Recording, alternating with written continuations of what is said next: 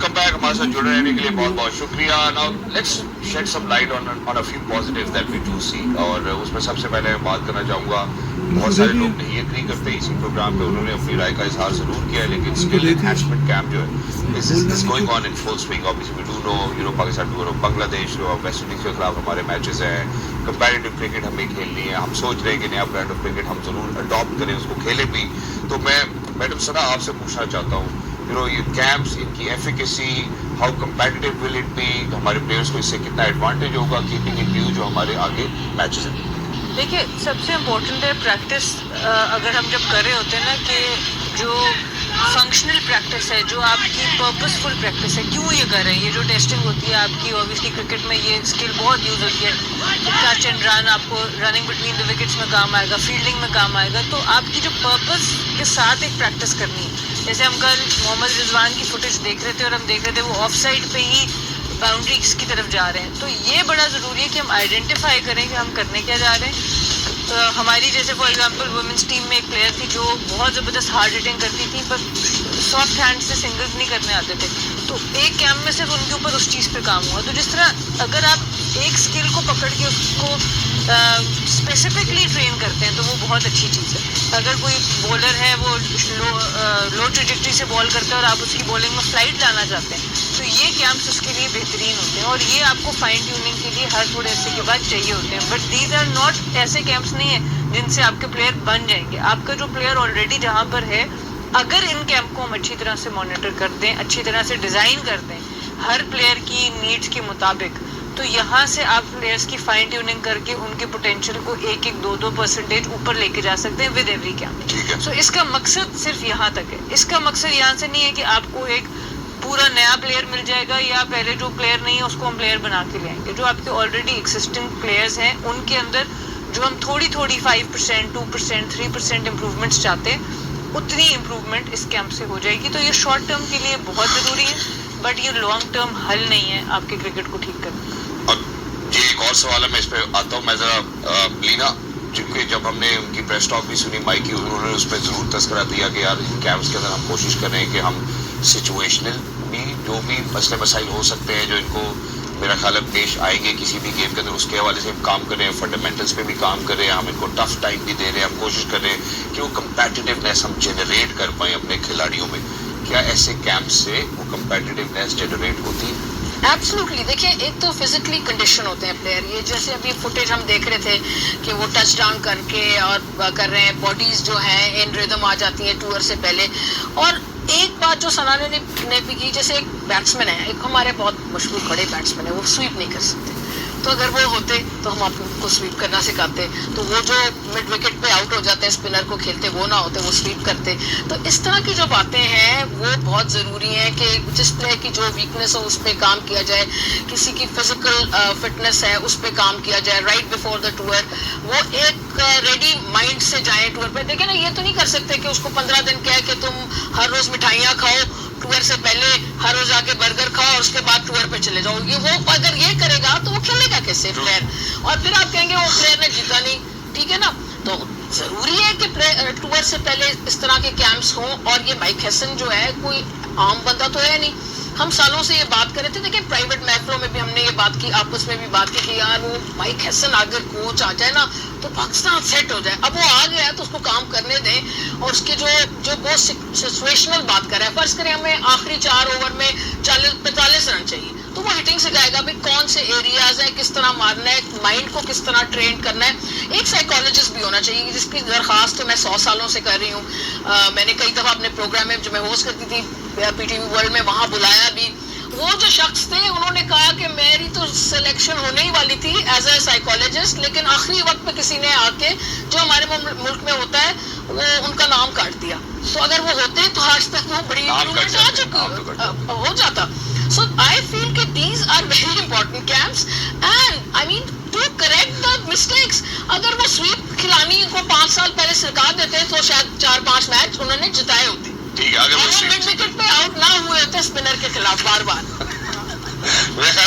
आपने बहुत ही एक्सप्रेस किया है और जो आपके अंदर का ग्रीफ है, मैं मेरे ख्याल है उसको भी अंडरस्टैंड कर सकता हूँ। और ये पूरी पाकिस्तानी आवाम का ग्रीफ है। ऑब्वियसली पाकिस्तान क्रिकेट हमारी पल्स है, लेकिन जहाँ आपने बात की है मेंस क्रिकेट वहीं पे वुमेन की जो है वो शाना बशाना है। आपने कहा भी था कि यार वर्ल्ड कप से पहले हमारे कुछ टूर जरूर होने चाहिए, तो इसी तरह आयरलैंड के टूर से पहले जो है वो वुमेन्स की प्रिपरेशन तैयारी है, वो भी कराची में कैंप कर रही हैं।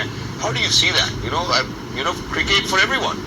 नहीं, बिल्कुल ये कैंप अब ज़रूरी था। काफ़ी दिन से जो वुमेन क्रिकेटर हैं वो इतना कुछ इन्वॉल्व नहीं थी प्रैक्टिसेस के अंदर, तो बहुत ज़रूरी है। अगेन हम बात करें टारगेट बॉलिंग जिसको कहा जाता है, वो करनी बहुत ज़रूरी है, क्योंकि जब एक बैटर सामने खड़ा होता है वहाँ पे एक डिस्ट्रैक्शन आती है। तो फर्स्टली ये जिस तरह की प्रैक्टिस है ये कभी कभी बहुत ज़रूरी होती है कि आप जो 6 के 6 बॉल हैं वो एक एरिया पे अपनी मर्जी से लैंड कर सकें, तो ये बॉलर्स के लिए बहुत अच्छी प्रैक्टिस है। इसी तरह बैटर्स को भी देखें तो आप सॉफ्ट हैंड से खेलना दिखाएं, पावर हिटिंग दिखाएं। विकेट कीपर्स का अपना एक स्किल कैंप नज़र आता है। ये अब देखना होगा कौन से विकेट कीपर यहाँ पर है। मुझे लग रहा है ये वुमेन्स टीम में भी तो कोई खास अलग से विकेट कीपर नहीं डाल दिया इन्होंने, बट ओवरऑल अच्छी बात यह है कि लड़कियों को ये मौका मिल रहा है और अच्छा काम हो रहा है इनके साथ।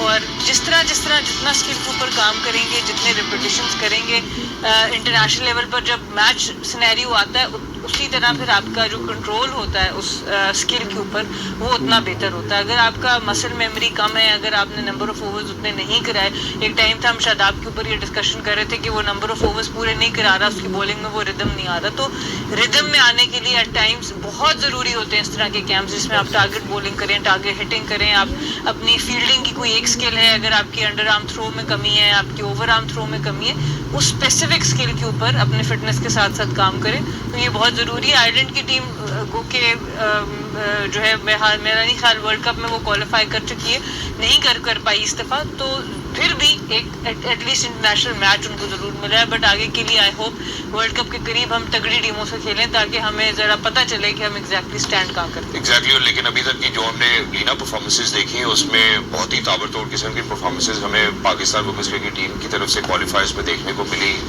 गालिबन शायद मेरे ख्याल है 6 के 6 या 5 के 5 मैच ही जीत के उन्होंने क्वालिफाई किया। So how do you see women's cricket performing and evolving with modern times? देखिए, एक तो ये ज़रूरी है कि मुसलसल वो क्रिकेट खेलती रहें, हम टीम्स को इनवाइट करें, खुद जाएं भी इन कंट्रीज लाइक इंग्लैंड, ऑस्ट्रेलिया, ये और जूनियर क्रिकेट भी हो, और वो टीम्स भी ट्रैवल करें अब्रॉड ताकि इनका स्किल सेट इम्प्रूव हो। एंड दूसरा, मैं बहुत हमेशा बात करती हूँ इक्वल पे स्केल की। हमें चाहिए कि इक्वल पे स्केल हो, जो जब टेनिस में हो सकता है तो क्रिकेट में भी हो सकता है, और बहुत सी क्रिकेट कंट्रीज में है इक्वल पे स्केल, क्योंकि देखिए ये उनका लाइवलीहुड है। और किसी का भी कोई लाइवलीहुड हो तो वो एक गलत बात है कि आप एक मर्द को तो इतने पैसे दे रहे हैं और उसी लेवल पे औरत को इतने कम दे रहे हैं, तो एक तो ये भी करना चाहिए। इसी तरह ये जो इनके भी कैंप्स हैं बड़े ज़रूरी हैं। सना ने बात की टारगेट बॉलिंग की, तो पुराने ज़माने में बॉलर्स ऐसे करते थे कि एक लाल रुमाल रखते थे और स्टम्प से थोड़ा सा इधर और उस पर बॉल करते थे ताकि वो लेंथ उनकी बन जाए।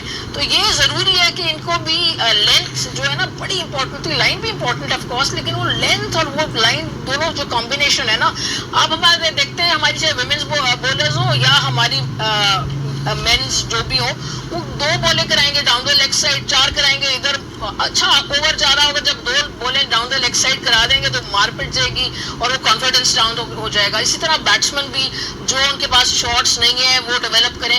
सो सिमिलरली जो मर्दों के लिए जैसे ये कैंप्स इंपॉर्टेंट है इम्प्रूवमेंट के लिए और नए स्किल सेट डेवलप करने के लिए, सिचुएशंस औरतों को वुमेन्स क्रिकेट में भी वही सिचुएशंस आती हैं कि 40 रन चाहिए आखिरी 4 ओवर में, तो वो हाथ पांव ना भूल जाए, वो उसकी प्रैक्टिस कराई हुई हो, उनको पता हो कि किस एरियाज में शॉट करनी है, क्या कहाँ खेलनी है, और वो कॉन्फिडेंस माइंड से आता है। Hitting is not about your physical power, it's about your mind power. Exactly. Thank you so much for saying it. And obviously it looks like as if the women's cricket is being prioritized as well. इसकी वजह से हमने इसके camp का भी तज़किरा किया. Thank you so much, Madam Leena. Thank you so much, Madam Sana, for being with us. Lovely to be in conversation with you. But for everybody who's out there, मैं जाने से पहले ना सिर्फ एक बात करना चाहता हूँ जो कि अपने होश में मैंने होते हुए देखी, अपने सामने मैं अब देख भी रहा हूँ. And since this government has taken over, the Honorable Prime Minister Mian Mohammad Shahbaz Sharif साहब, we have seen के खेलों के जो जितने भी मैदान हैं अल्हम्दुलिल्लाह वो भर गए. हम अपने ओलंपिक्स रिकॉर्ड की बात करते हैं, मर्शद नदीम की बात करते हैं, नूर दस्तगीर की बात करते हैं, हम कराटे की बात करते हैं, MMA की बात करते हैं. पाकिस्तान इस टाइम खेलों के मैदान में चारों शाने चित कर रहा है। और इसकी एक और मिसाल आज हमारे सामने है, जिसमें अगर हम एशिया कप अंडर 18 की बात करते हैं तो पाकिस्तान मलेशिया को मात देकर जो है वो फाइनल में पहुंच चुका है। हम बहुत बहुत मुबारकबाद देते हैं और आने वाले वक्त में देखना चाहते हैं कि एज स्पोर्टिंग नेशन हम अल्हम्दुलिल्लाह हर स्पोर्ट में प्रोग्रेस करें। ये मेरी दुआ भी है। मैं चाहता हूँ कि आप सब भी पाकिस्तान के लिए, पाकिस्तान के खिलाड़ियों के लिए और हम सब के लिए दुआ को जरूर रहें। पाकिस्तान जिंदाबाद। अल्लाह हाफिज। Game on.